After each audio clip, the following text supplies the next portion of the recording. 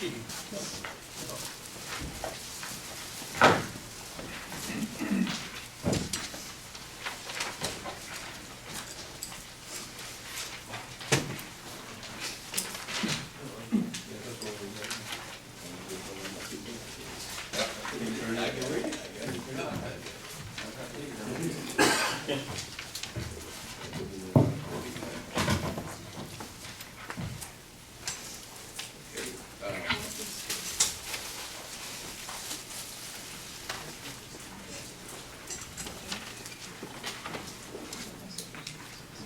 good afternoon.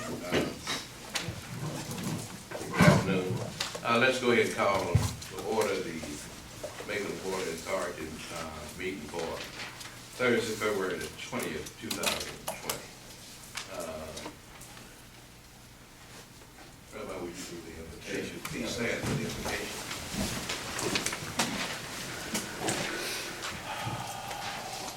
Our God and Creator, we gratefully acknowledge you are the Lord our God, the God of all people, the God of all generations.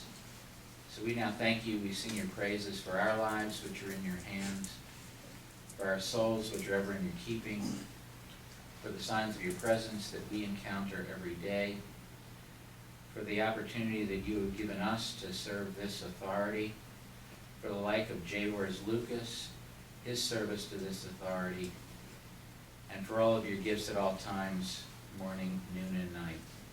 We pray that peace and goodwill will obtain among the inhabitants of our county, our city, and our land, and that belief in you will continue to spread its many blessings among us, exalting us all in righteousness. Amen. Everybody stand for the pledge. I pledge allegiance to the flag of the United States of America and to the republic for which it stands, one nation, under God, indivisible, with liberty and justice for all.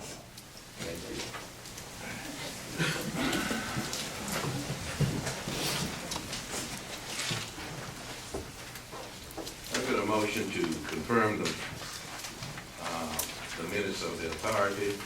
That'll be the authority minutes of 1/16/2020, executive session of 1/16/2020. The Finance Committee of 1/16/2020, Engineering Committee of 1/16/2020, and the Personnel Committee of 1/16/2020. Second. I've been moved and second that the minutes be approved. All in favor, let it be known by Aye. those opposing. The ayes have it, and the motion to carry the minutes are confirmed.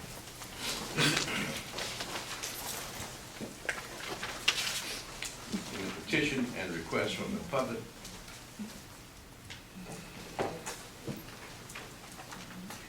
Okay, if none,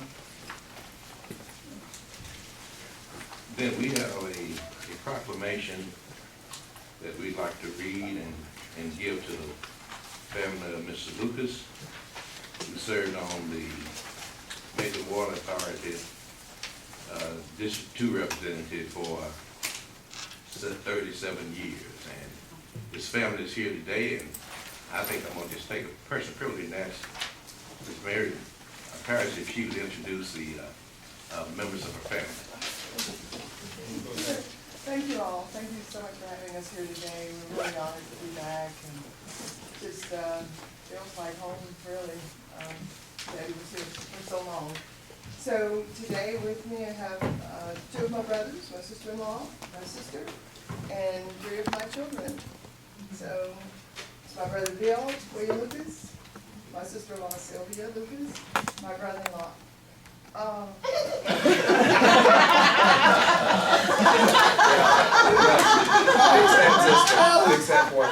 My little brother, Alex Lucas, my dear sister, only sister, Aisha Thornton, my son-in-law, Terrence Kirkland, my daughter, Leah Kirkland, and my beautiful baby girl, Faith Carswell. So that's it. Okay, thank you. Thank And let me again say welcome to the Lucas family, and how much we appreciate the service of your father, grandfather, for the number of years that he served here. We have a proclamation honoring the life of Mr. James Julius Lucas Sr., and I'd like to read that. Proclamation honoring the life of Mr. James Lucas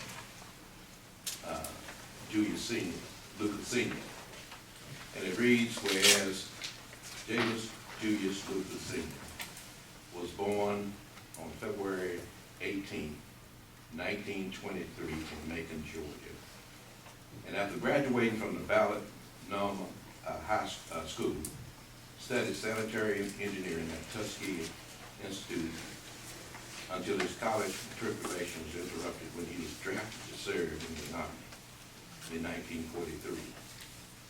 And whereas Mr. Lucas was stationed in the Western Pacific Theater with the Army Corps of Engineers during World War II, where he operated a water treatment system to provide clean water to his fellow troops, studied photography, and earned the American Service Medal, Victory Medal, Asiatic Pacific Service Medal with 1 Bronze Star, and the Good Conduct Medal, being discharged from the Army after World War II with the rank of Staff Sergeant E6.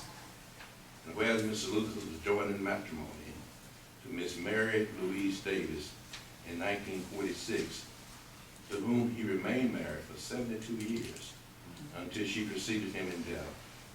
And from that union came 7 children.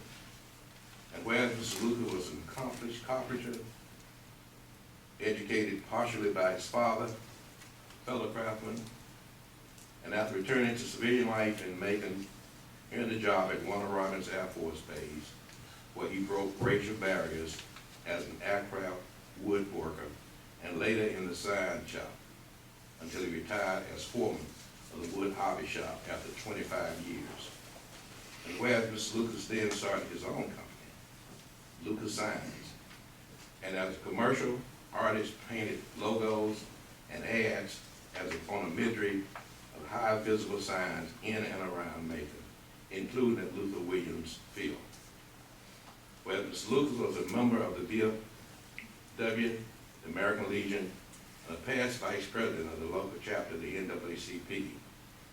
And where Mr. Lucas served for 32 years as commissioner of the Macon Water Authority, with 22 years as vice chairman, and was honored by the Macon Water Authority when its Town Creek Reservoir was renamed James Lucas Lake, which was dedicated in 2006 when 7 trees were planted on the premise in honor of Mr. Lucas' 7 children.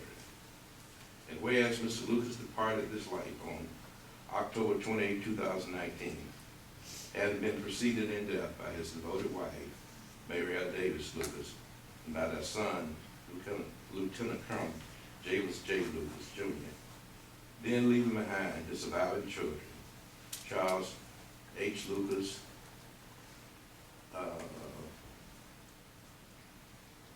of Saginaw, I think Earlene and of Saginaw, Michigan, William W. Lucas, Sylvia, Michael J. Lucas, Nunda, and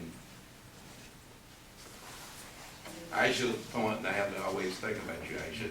And just when I look at Aisha L. Thornton Lucas, Henry, State Representative Miriam L. Parrish, all of Macon, and Alex R. Lucas of Atlanta, Georgia, as well as numerous grandchildren and great-grandchildren, first cousin, Jacqueline Webb Richardson, Joseph, and Emmett Lockhart, and many other relatives and dear friends, all of whom will cherish this memory.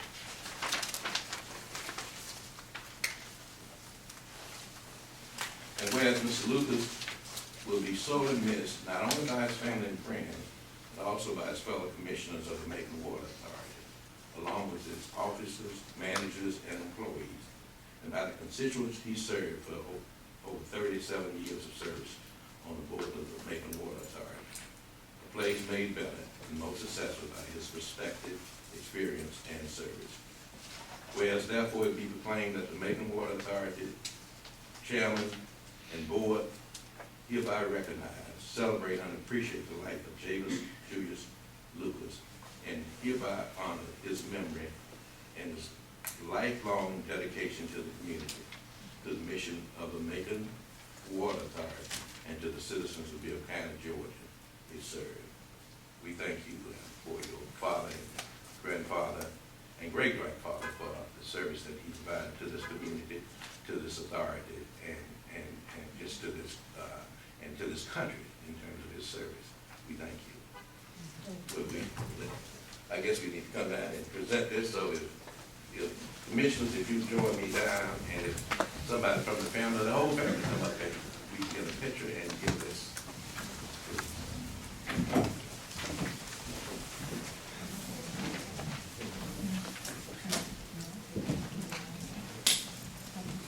Come on up and get a photograph of y'all with the board.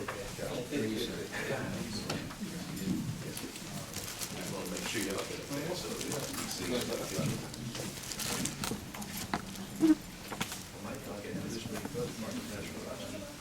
Why don't you get behind? Yeah, why don't you come on? I tell you what, why don't you, yeah, we have to go back up and get them. I'll do it so they can show. I need to. Yeah, one. Sometimes we don't count. That's it. Okay. Ready? Okay.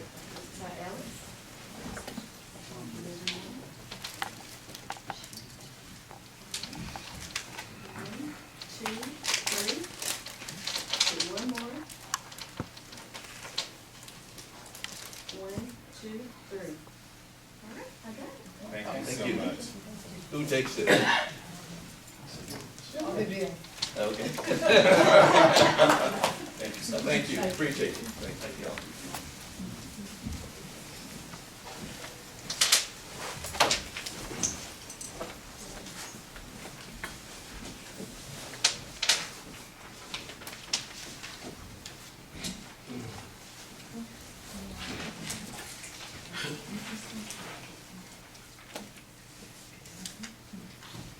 Let's move to the reports of the standing committees. Finance Committee, Mr. Jones, Chair Jones. Thank you, Mr. Chairman. And Mr. Chairman, may point out one, again, thank Member Lucas's family for being here, and certainly, we'd love for you to stay, but we don't feel like you have to from a protocol standpoint. So if you have other engagements, please feel free to attend.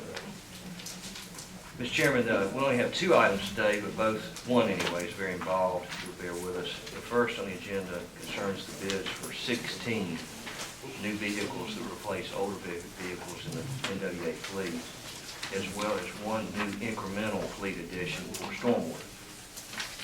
Our staff conducted a bid opening on February 13th, 2020 for 16 new vehicles that replace, I'm sorry? Oh, Okay. y'all remember, I can't No, hear. I think there's some confusion. We've gone to the finance committee meeting, not the board agenda, which is on page 5. Oh, well, I may got rolled right into it. Would have been good. We'd have saved a lot of time. Okay, we give you a chance to move on out while we get this straight. Thank you again for coming. Yeah. And y'all have a good one. We just want to say And- thank you so much. and- You all didn't have to do this for us. Yes, we did. Yes. But thank you so much. Okay, and I think you had some additional relatives to come in. If you want to introduce them, we'll give you that privilege. Yes, my sister-in-law, Linda Lucas, this is my brother Mike's wife, and my niece, Erin Lucas. Welcome to here as well. Thank Y'all have a you great day. Thank you so much. Be safe.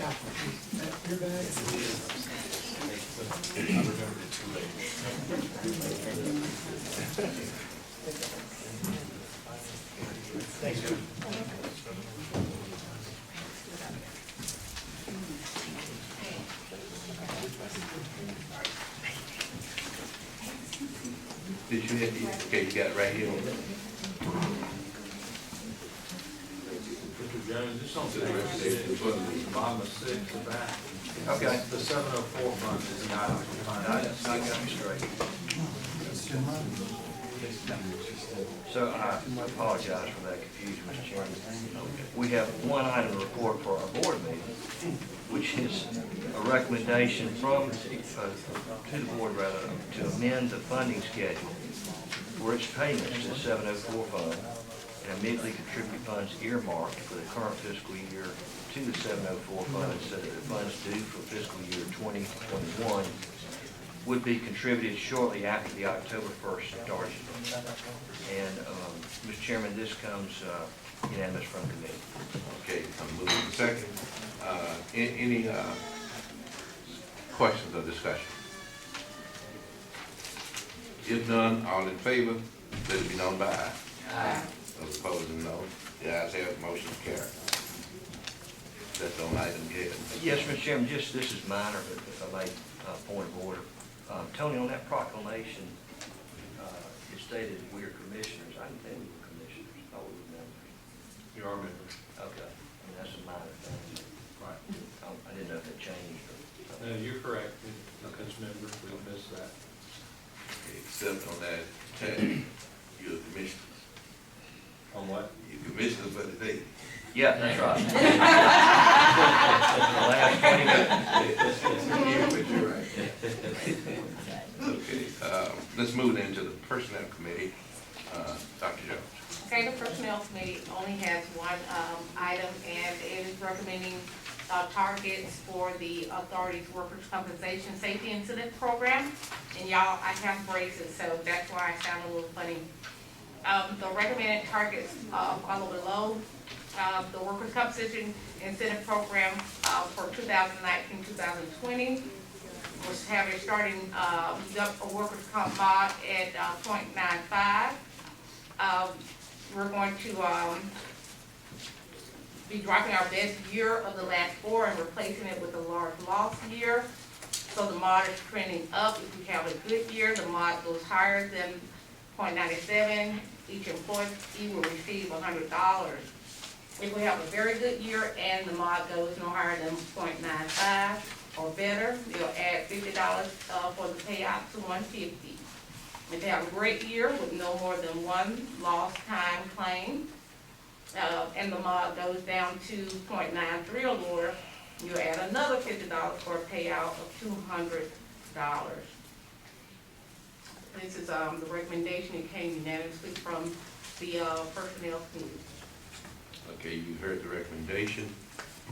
Are you ready for the vote? Any questions? If none, all those in favor, let it be known by aye. Aye. Those opposed, no. The ayes have it, motion is carried. Recommendation is approved. You think you stand for I just thought she had 2 for lunch. I didn't know. Extra set of choppers. Okay, old business. You like me to cover that one? Yeah, would you cover that one, please? Really, pretty straightforward. At our last meeting, the board approved a master agreement with Azar and Wash Architects for site improvements, the renovation of this building and construction of a parking lot on the quarter of a block that we have where the former J&L Grocery was. We approved that as one task release. Mr. Morgan, who has worked with us for years now in offering counsel concerning construction agreements and contracts, it's recommended that we make that 2 tasks. So he was in the process of doing that, and we had a misunderstanding because it was their first job. We thought they were together. He preferred to separate the 2. And so what we're doing is asking the board to approve task release 1 and task release 2. You can see actually that the costs are less than they were before. And we discussed that with Mr. Azar, just a slight drop in the total fee when you consider the magnitude of the project. And so we're asking the board to approve task release 1 and 2 with Azar and Walsh. And that will be again for this building and the parking lot to be constructed. And the amount is less than the total of the Yeah, original. it's less than the original. Okay, with this one, I guess we need a motion to, Second. okay, been moved in second. Any questions? All those in favor, let it be known by aye. All opposed, no. The ayes have it, and the motion carries. Okay, that's old business. Any additional old business? Okay, let's have the review of the monthly financial report and health insurance report. Thank you, Chairman Hart. If you turn to page 11 in your packet, it's where the financial report starts. Instead of pulling it up on the screen, I need to talk to real quickly to a few things. We are still in the process of closing out the year when these financials are pulled together for the board meeting that we had to cancel due to weather 2 weeks ago. You'll notice on page 11, the financial report, the revenues show year-to-date actuals of total income of $14.872 million. That's better than planned by $1,141,000. You'll notice that water revenues are favorable through the end of the year. I certainly would expect that to trail off slightly here in the next couple of months relative to budget. Sewer revenues are also favorable, and other operating revenues are slightly unfavorable through the first quarter. The operating expense section on here, if you look at total operating expenses, it showed favorability to budget of $2.8 million. That number has dramatically changed because the fiscal year for 2019 had not been closed yet. We realized in the process of closing a week and a half ago that recurring entries, especially on the health insurance side, had not properly rolled. The finance team has gotten the year closed. The audit is pending final review by Malden and Jenkins at this point. I do not expect any additional changes, but that number is still favorable, but it's only favorable by $1.8 million at this point. I'm working on getting an updated first quarter financial package together. That'll be completed tomorrow, and I'll get that out to your emails so you'll have that. But I did want to point that out that I had talked to Mr. Rojas, and it just was an incredibly high favorable variance when the package was pulled together, and it turned out to be incorrect. Basically, the financials that are in your packet are showing the bottom line net income for the first quarter favorable by 4.2. That number is actually 3.1 at this point, and most of that is coming from the expense savings relative to budget.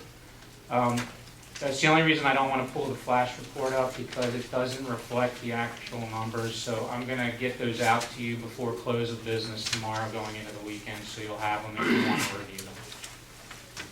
Well, I mean, we're, what, a week away from the board meeting? No, 2 weeks, I guess. Yeah, never mind. And the only other thing that I did want to point out, the comprehensive financial report for fiscal year 19, which ended September 30th, that is wrapping up. Field work's been done for over a month and a half. I got notification yesterday that the partners have reviewed that. There's no changes to it, so Mr. Miller Edwards from Malden and Jenkins will be here the third Thursday of March to present directly to committee. Any questions? Thank you.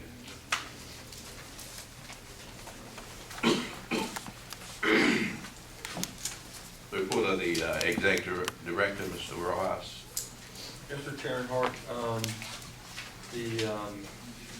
wanted to let y'all know that we have had great success recently in recruiting long-time professionals to critical roles that we have in the organization, which is, let's say, maybe somewhat challenging in the market that we're in today.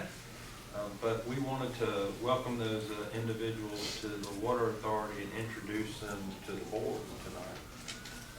And I don't know what order we want to do this in. Kate, are you going to give a small introduction to each one of these, or Ray, how did you want to do it?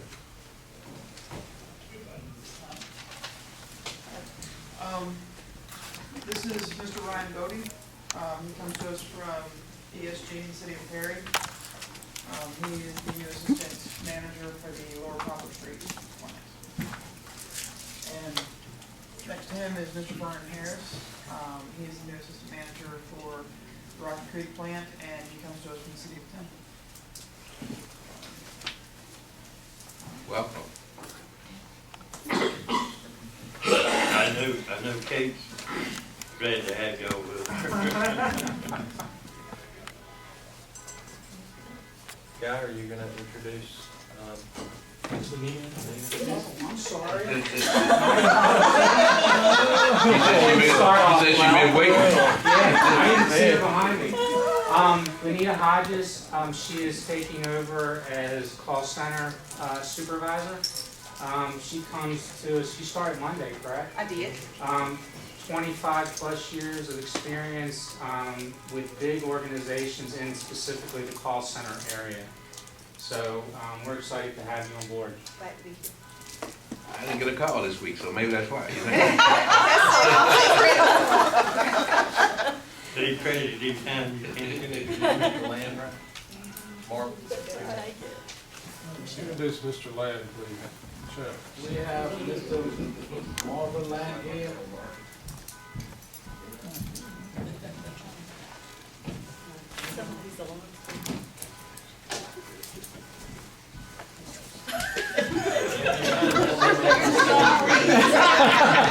Check your card, please.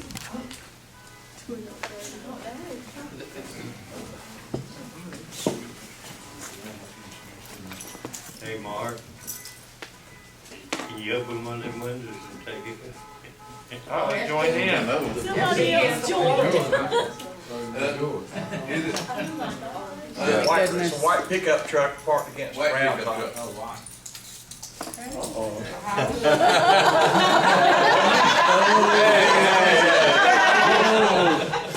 I'll take one. We're good to talk, trying to make sure. Half of them throwing them up in here. Don't send it up though. You caused all kind of commotion. We have here Mr. Marvin Land. Probably most of you know him from the county and the city. He's the new stormwater manager. Yeah. So Welcome. we're happy to have him, and he brings lots of knowledge to it. Also a wealth of water. I apologize for all the rain I brought with me. Yeah. We were discussing this morning that since we've been here the past 3-4 weeks, nothing but that. Nothing but. I guess. I'd just like to welcome all of y'all. Thank y'all for coming today to the board to meet you, and I know you'll have more interactions with them in the future. I was sincere when I said earlier about we're pleased to have y'all working with us and in these important roles with the organization, so thanks for being here. We want to give you all an update on repairs that we have been making to the county gravity sewer near Allen Road. Michelle, could you just tell them a little bit about what the project entailed and where we stand with the project? Yeah, now we're done with the project, actually. Right. The sewer is flowing, believe it or not. But it started the eve of Christmas Day. And if you recall, a year ago almost, the 30-inch next to Urban, we had to do some repairs on it, and we did some lining. So we received on the eve of Christmas Day a call from Urban that sewer is backing into their system. So we dispatched a back truck to see if we could unblock the 30. It turned out to be a little bit more than a block. There was a piece of 500 feet that we lined from manhole to manhole. 200 feet of that in the middle, believe it or not, the worst place could be, that it did collapse. That evening, we called for sewer pumps to divert the flow. We did, and we put Urban back. Michelle, for clarity, it was the lining that collapsed. Yes, Not the it's pipe the lining. itself. No, the lining collapsed. I mean, that's what happened. Right. So We called for pumps from Atlanta, we bypassed, and the following day after Christmas, I called Granite to see if, what happened with the line. And we had to open a window in the pipe, and our bill came up through that the line actually collapsed. I have a couple of photos of showing. So, we bypassed Urban, and Urban was working with us, and we were working with Urban. And it took us, this is the line, actually this is one piece of it. And we have another photo. You see the liner it came down 200 feet up to the 500. So we had to dig, put 2 manholes from,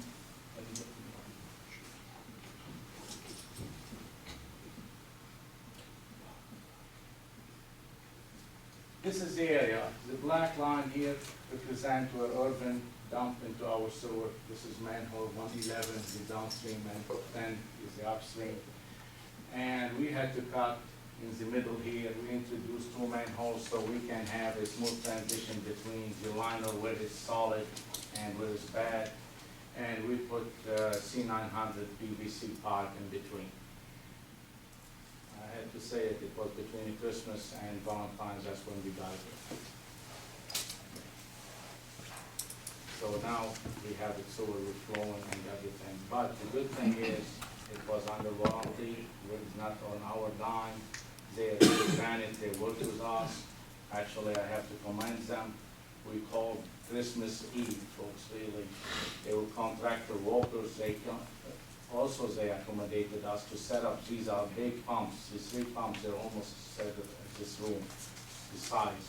And Bill and Cedric and Mike Beard and their folks, really, we all worked together to get it done, because when we got the phone call, it was late afternoon, we were on bypass early morning.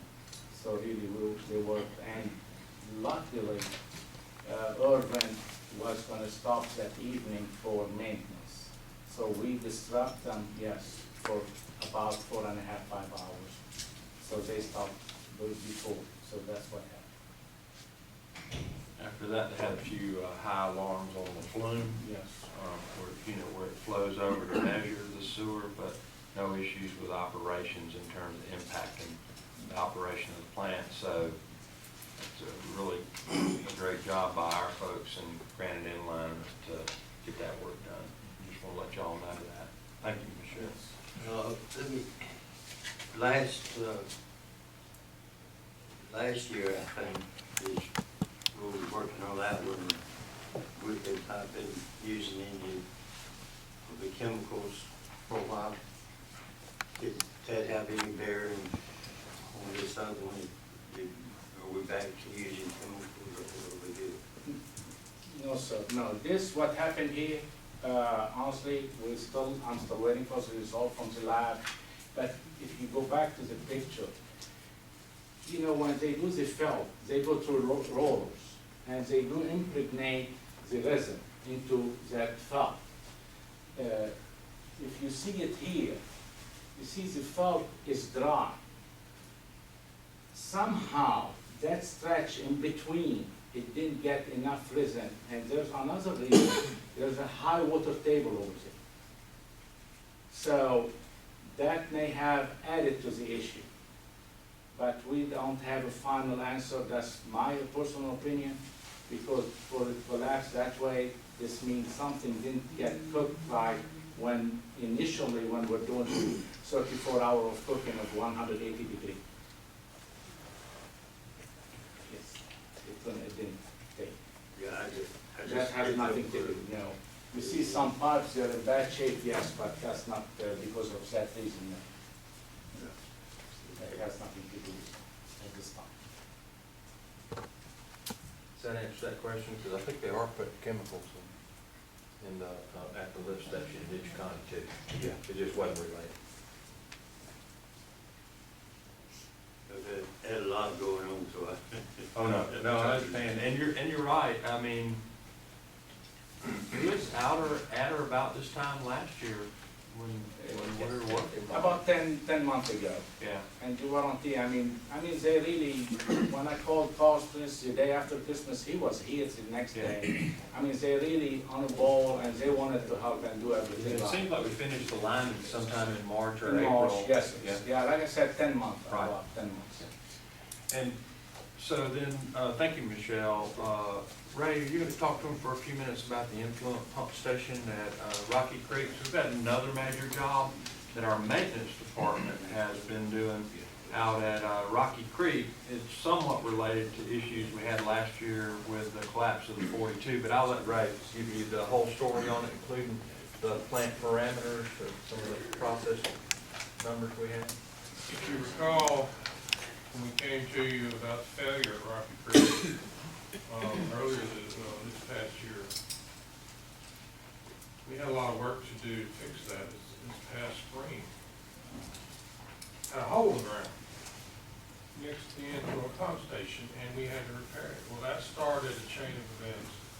We had to bypass that pump station for some period of time, and we had to bypass in the ground. We had a bypass that was built for that purpose, and we were able to use it.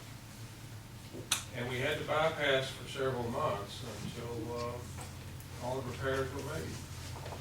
In that period of time, we bypassed the influent pump station screens, the automatic screens. So the influent pumps had to continue to run to pump the raw sewage that came to the plant, but they did not have the benefit of the screens that remove things from the sewage. And those things over time continually built to a point where the pumps were compromised. It did damage to the pumps. And very recently, that damage came to a point where it had to be dealt with. So we had 4 pumps in that station that have experienced serious damage over time from running without the benefit of the screens due to the bypassing because of the hole in the ground. And we had to do major repairs to those 4 pumps. So we elected to do it with our maintenance crews. They did most of the work inside the pump station. The station was bypassed, this time with a bypass system that was brought in by a company that does bypass. And we had 2 10-inch pumps, 2 18-inch pumps, and 1 24-inch pump, and they all 5 pumped into 3 18-inch force mains that ran up the hill, discharged into our Basin 3 aeration tank.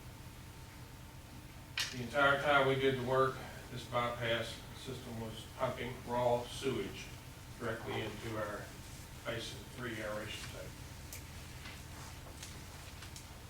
We did get help from an outside contractor in the rebuilding of these pumps. Elliott Machine Shop did the pump rebuild work, did quite well.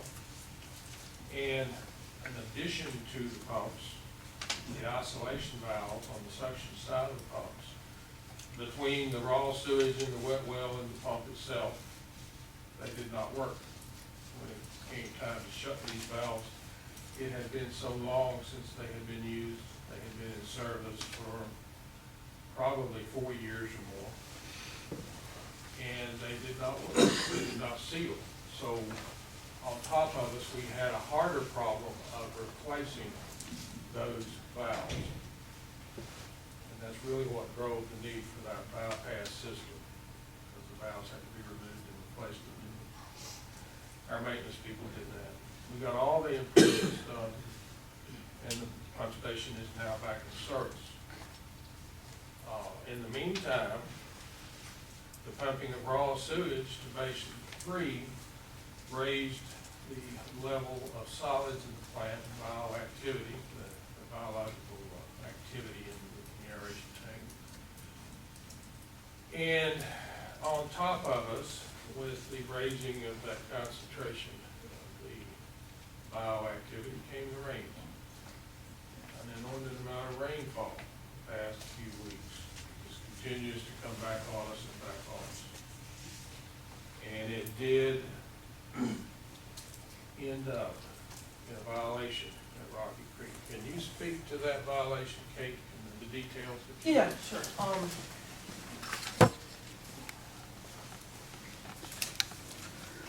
So with the NPDES permits and plants are under, for all the different parameters, well, not all the different parameters, most parameters, there are weekly limits and there are monthly limits. And that includes things like flow, concentration, loading. With our effluent solids, our weekly average for the limit has to be less than 45, and we were 42. So we were within parameter, or on that particular permit parameter, we were within limit. For our flow, the weekly limit is 35 million gallons a day, and we were at 33.67. So there again, for that particular parameter, we were within limit. But the way that the loading for the month is calculated with the weekly limits, you take your highest flow and you multiply it by your highest weekly concentration, and then there's a conversion factor. And when you actually multiply the high TSS by the high flow by that conversion factor, we are actually out on the actual number of kilograms per day we put to the river for the week. So even though we managed to keep the solids in the plant within permits, and we kept the flow within permits, the actual total kilograms per day that went to the river were outside of what we're allowed. So there's, Brian and I, there's no handicap or anything. There is not.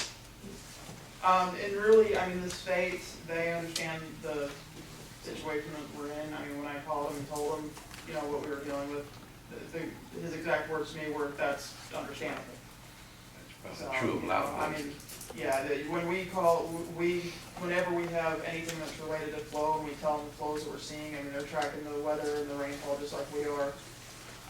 Generally, they're like, yep, it's you and everybody else. So, you know, I mean, and we're still fighting flows, we're still fighting a lot of the parameters that both plants trying to keep everything in line. Well, and we're up against also that these plants are under major renovations. Yes. So half of your presses are out Yes. because you're transitioning to the Fourniers at Rocky Creek. So you don't have 8 presses, you've got 4. And they're pressing, what, 16 to 24 hours? Yes, we're trying to run the presses continuously, due to staffing. You know, there's times we have to shut them down, but we're shutting them down for as short a period as possible and ramping them right back up, trying to get solids off of the plant and trying to get the solids balanced back out, but it's been a constant fight.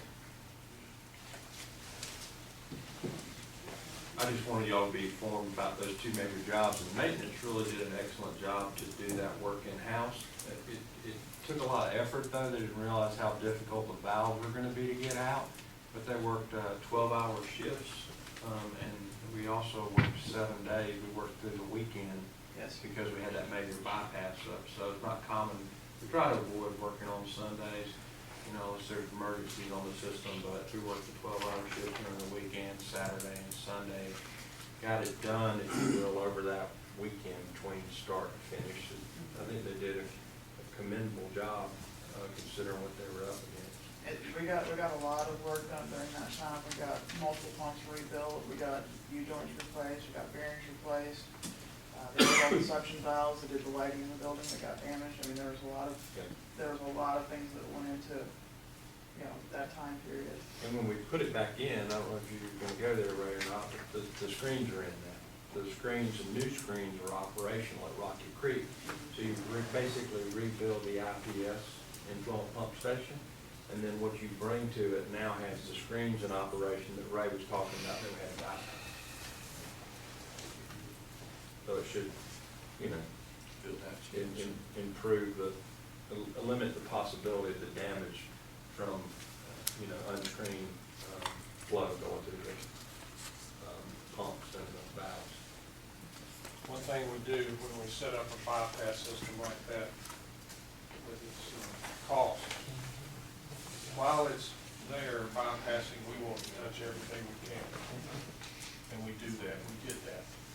Everything sewer flow that could possibly be helped and improved. And I'll point out one thing you brought up about the valves. This is something that was kind of an unlucky thing we found. The valves have flanges with bolts in them. When I did the stations in the treatment plants design, I never did this, but they did it here. They cast those bolts in the concrete. When it came time to take the nuts off the bolts and take the valve off, you couldn't get it off. So we had to very carefully remove that concrete around the perimeter of that valve flange so that we would have a good flange on the other side of it that was in the concrete without damaging it. It was very tedious. Thank you. Chairman Hart, the last item I had was, we have a fishing derby coming up. We changed the date. We're gonna hold the fishing derby on Saturday, March 7th at Jefferson Lucas Lake. And I believe we start at 7:30. Sign up? 7 o'clock. 7 o'clock is sign up. And what we're excited about, and Member Patterson and Member Jones were involved on the recreation committee, is that we've got the lake stocked with trout, so we're interested to see what that might do in terms of improving the catch that we have there. I guess they're a little bit more active, is what I understand. I don't know if y'all want to comment, but we're excited about it, hoping to change the folk, see if that change will make a difference for the derby. Yeah, we're supposed to have some sunshine that day. That's what we're waiting on, man. That's right. That's all I had, Chairman Martin. Referrals, move on into your referrals.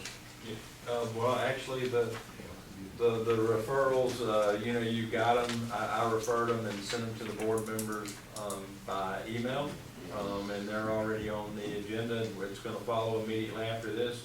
We discussed recessing and having the committee meetings and then come back and do the closed session at the end. That way, the audience, if they wanted to, could leave, and then we could go back into closed session. When we do the closed session, they wouldn't have to wait for us to do it now. That's right. Yeah, we recess and then reconvene. Give the motion to recess. So moved. With the second that we recess, all in favor, let me know that. Aye. Well, y'all will come back in an hour and a half. They don't think that's funny. And they don't intend to come back anyway.